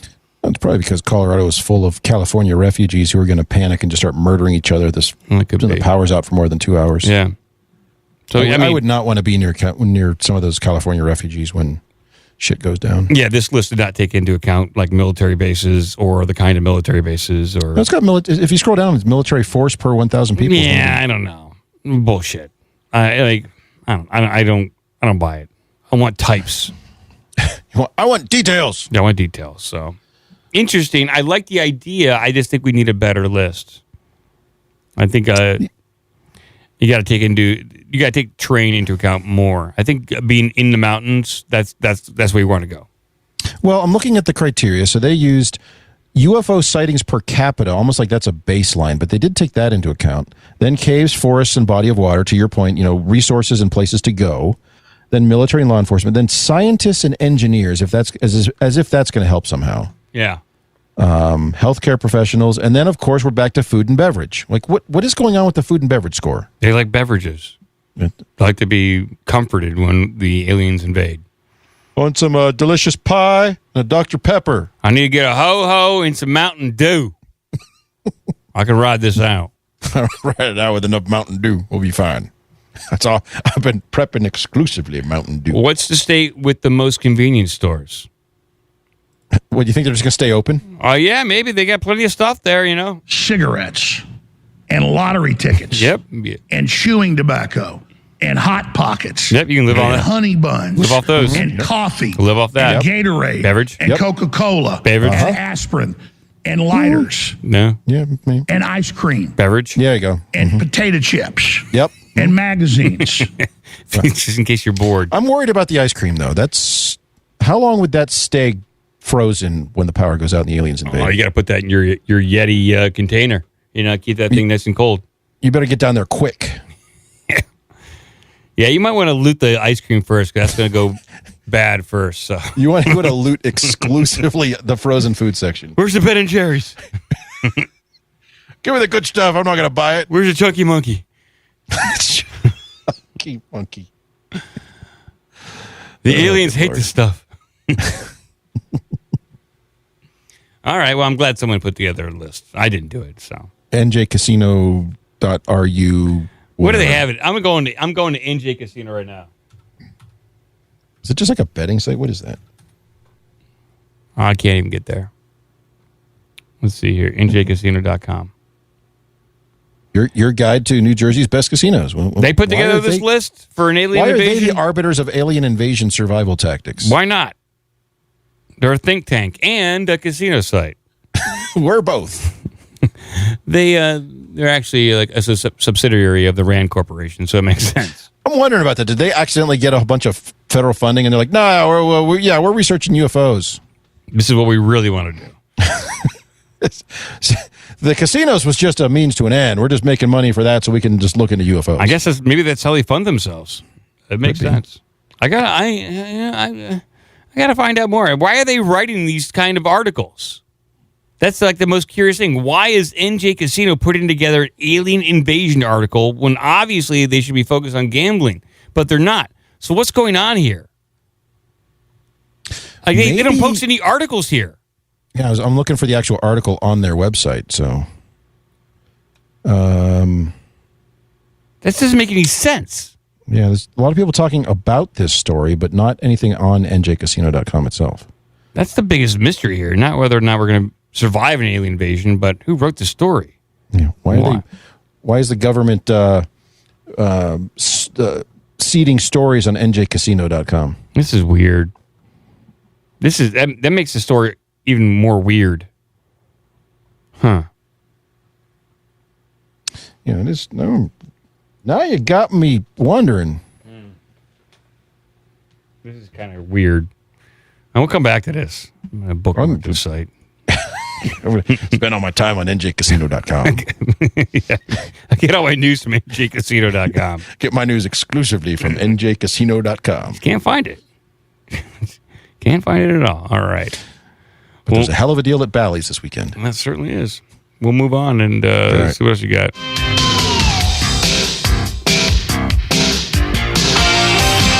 I will not turn.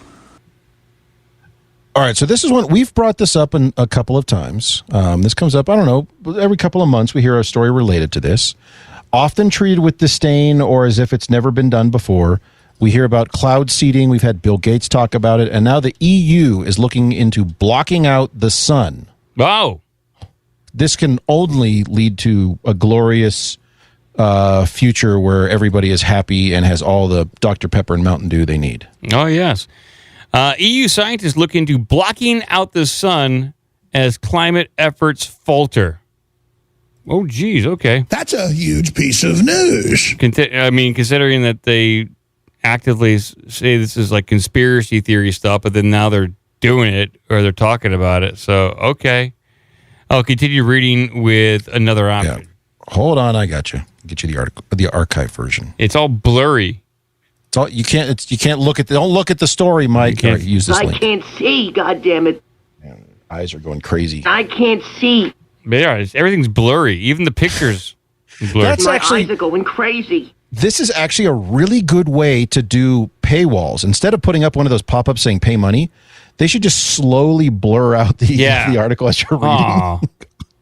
And I'm like, these glasses are fucked up. I the hell? can't see. Let's see. Here's the archive. Oh, thank you. The European Union will join an international effort to assess whether large-scale interventions such as deflecting the sun's rays or changing the Earth's weather patterns are viable options for fighting climate change. The bloc will announce a framework Wednesday, today. That's today, right now. Assessing the security implications of a rapidly warming planet, such as the potential for scarce water or food or beverages. Beverages, that's right. To trigger conflict and migration, according to a drafted document seen by Bloomberg. Part of the assessment includes studying a potential dangers of re-engineering the atmosphere. Holy moly. Re-engineering the atmosphere in their eyes. That's some good news on that front. It's called terraforming. It's what the aliens do. They want to terraform the planet to make it more conducive to their living habits. Terraform or terrorform? Oh, either or.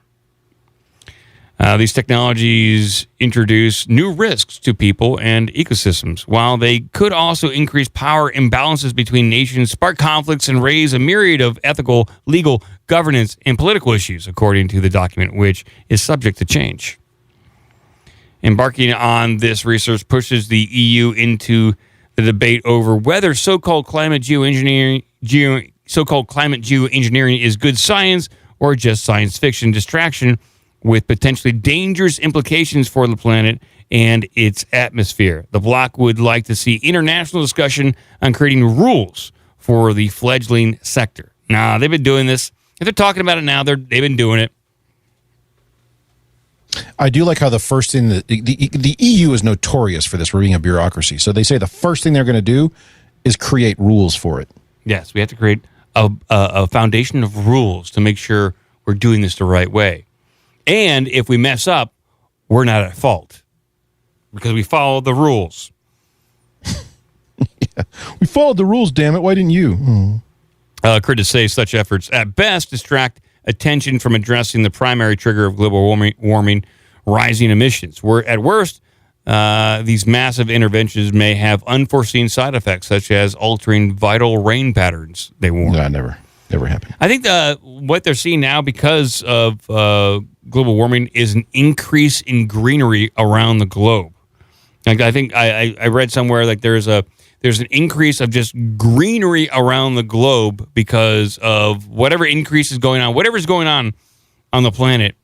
There's more trees, there's more greenery all across the globe, which also I think in turn creates more oxygen. So, which is bad for humans somehow, so we need to get rid of that. Yeah, less oxygen, more beverages.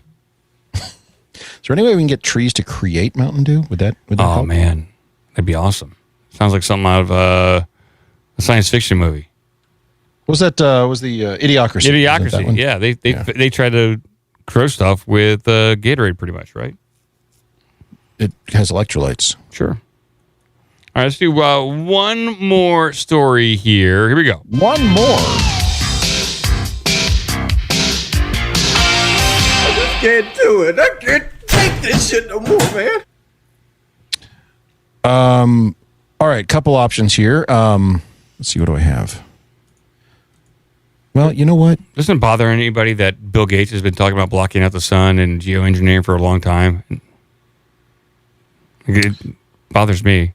Doesn't it bother anybody that Bill Gates said that he would release mosquitoes to distribute vaccines, and now there's we have malaria. Now there's malaria in Florida, one of the states that did authorize the release of Bill Gates mosquitoes. By the way, on the geoengineering stuff, on the cloud or the sun blocking, cloud seeding, all that stuff, go look up Operation Popeye. It's on Wikipedia. This took place in the late 60s, early 70s, to manipulate the weather by seeding clouds. And so every time someone brings it up and talks about it being conspiracy theory and all that stuff. And it happened. They already did it. So it's real. It happened. It's real. All right. So we got a 3-year-old who's arrested for not being potty trained.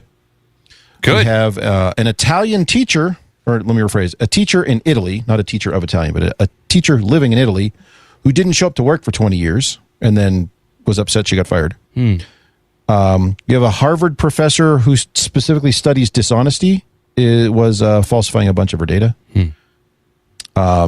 We have the ongoing climate change apparently related story of why you can't get any sriracha in stores. It was a bit of a discussion this morning on that on the Discord. And if you want to stick with beverages, we have Pepsi coming out with their own type of hot dog condiment.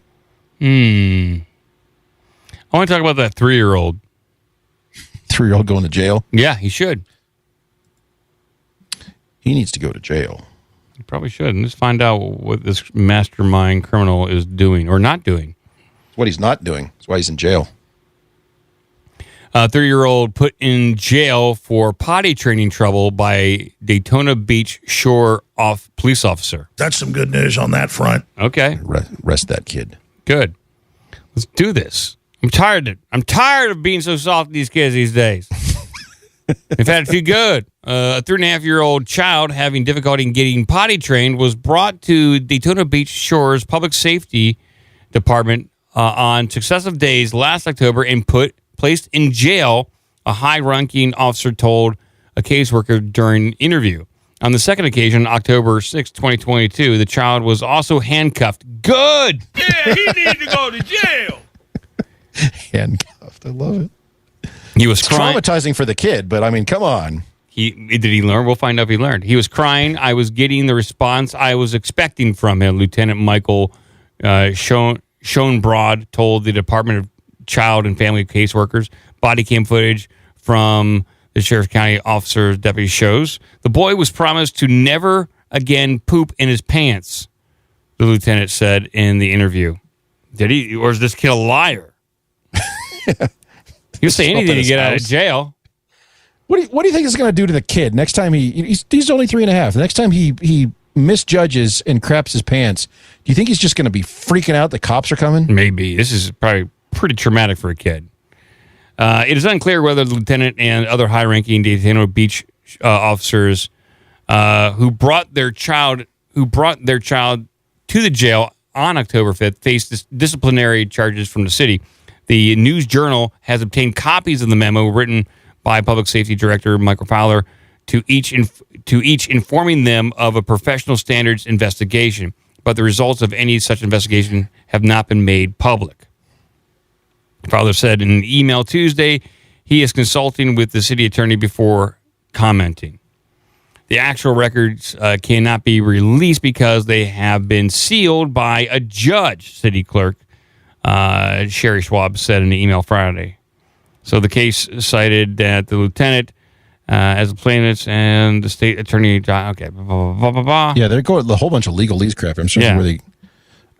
Did the kid learn not to crap his pants? So scroll down to. He's got a soggy bottom. Scroll down to the way down where it says Schoenbrod told the caseworker. It's under the next headline even. Let's see here.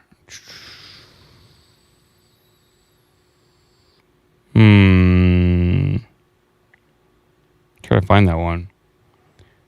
Yeah, it's under that next headline. So Schoenbrod told the caseworker he's used the put a child in jail technique before. Oh, he's done it before. Oh yeah. Did it work before? Let's see. I can't find it. Where you're saying. Right. Well, it's like probably the third paragraph under that headline. Under the Lieutenant Schoenbrod headline. I missed it. Okay. Oh. Anyway, what he says here is approximately 9 years earlier, he said he disciplined his 4-year-old son similarly after misbehaving at preschool. He asked the boy whether he had hit a girl, and the boy said yes. So Schoenbrod then told the boy he puts people in jail when they hit other people.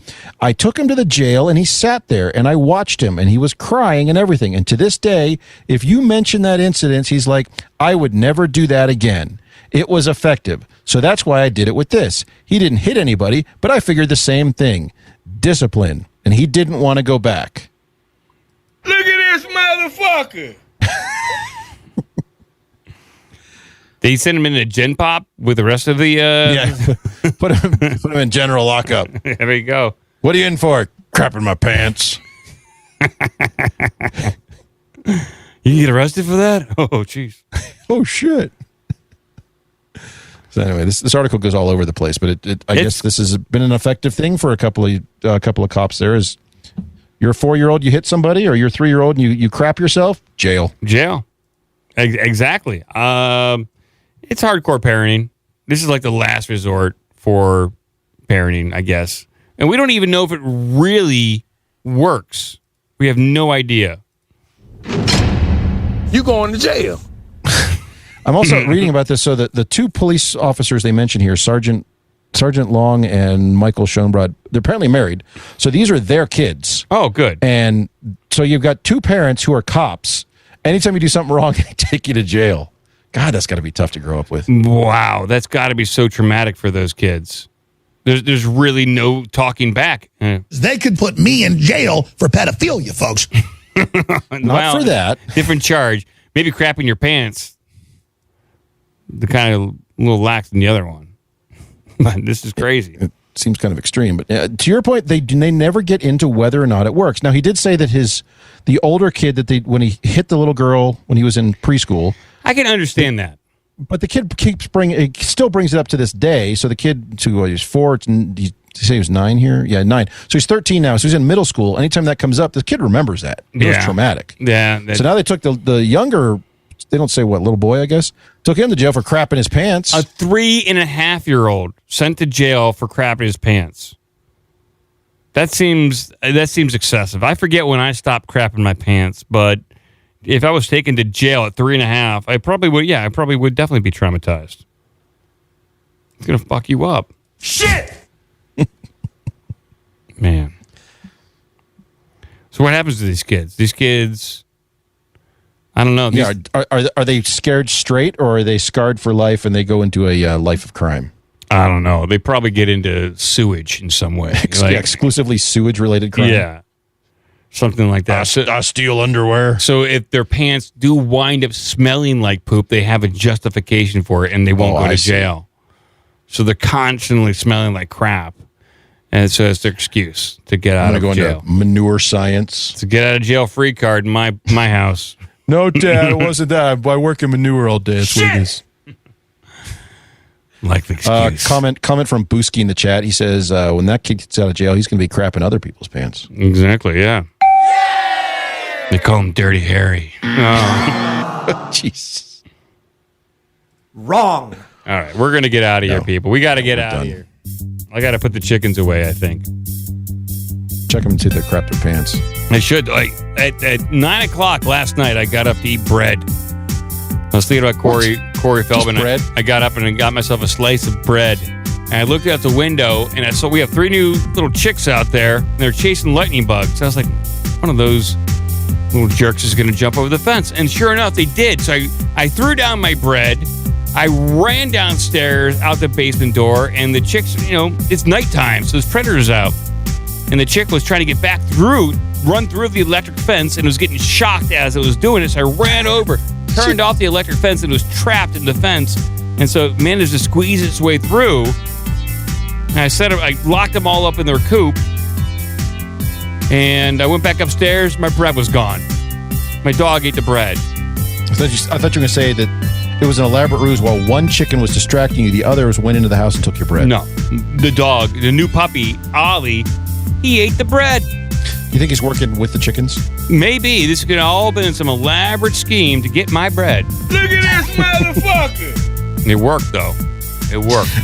I also like you describing that nighttime there's predators out there. And my first thing that came to mind was the alien. Yeah, well, we are ranked 25th on the invasion chart, so who knows? I can't defend against them. But we'll be back on Saturday. Kretschmer will not be here. I will not be. I'll call in from an airplane. I will find a co-host to do the Saturday show with me. I demand Charlie or Stan. Charlie does a show on Saturday, so I don't know if you Charlie, can do it. cancel your radio show. Do the show with Mike. Yeah, cancel your highfalutin radio show and do my. Charlie's in the chat right now. I see him in there. Come on my show, Joe. Come on, Joe. That's why Joe's so hardcore now. Yeah. I'll get somebody. It'll be someone good. Or bad. I don't know. Or bad. It might be better if it's bad. Who knows? But you go to obdmpod.com. There are plenty of links there to find us on Twitter and Instagram. Not posting too much to Instagram right now, but there's ways to support the show and all that stuff. And we'll be back. We'll get to the New Kingdom here soon enough. We will. As soon as Joe's back, anyway. Thank you, Cratchit. Keep watching the skis for that alien invasion.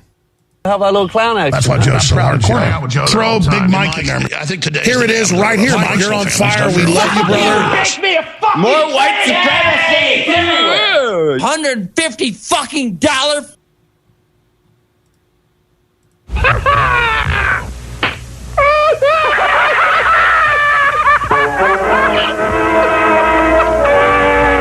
That's about all. Shablagu. Sit, Ubu, sit.